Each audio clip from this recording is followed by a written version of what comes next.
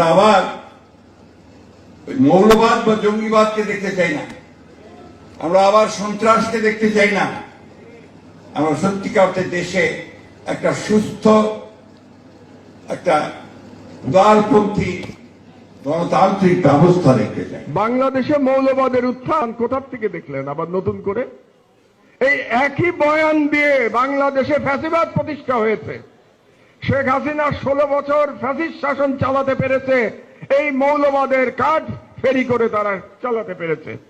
এই মৌলবাদের কার্ড ফেরি করে বাংলাদেশে গুম খুন হয়েছে, এই মৌলবাদের কার্ড ফেরি করে বাংলাদেশে আয়নাঘর হয়েছে, এই মৌলবাদের কার্ড ফেরি করে বাংলাদেশে বিচার বহির্ভূত হত্যা হয়েছে, হাজার হাজার মানুষকে হত্যা করা হয়েছে মৌলবাদের কার্ড ব্যবহার করে।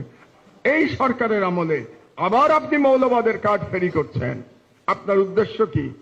আবার নতুন কোন আদলে ভারতীয় সাম্রাজ্যবাদকে বাংলাদেশে প্রতিষ্ঠা করা, এটা আপনার উদ্দেশ্য।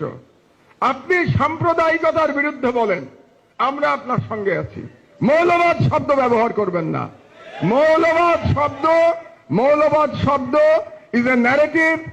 এটা হচ্ছে ওয়ার এগেনস্ট টেরর। বুশের যে ওয়ার এগেনস্ট টেরর এবং ইন্ডিয়ার হিন্দুত্ববাদের ন্যারেটিভ হচ্ছে মুসলমানদের মৌলবাদী বলা, এটা তাদের ন্যারেটিভ।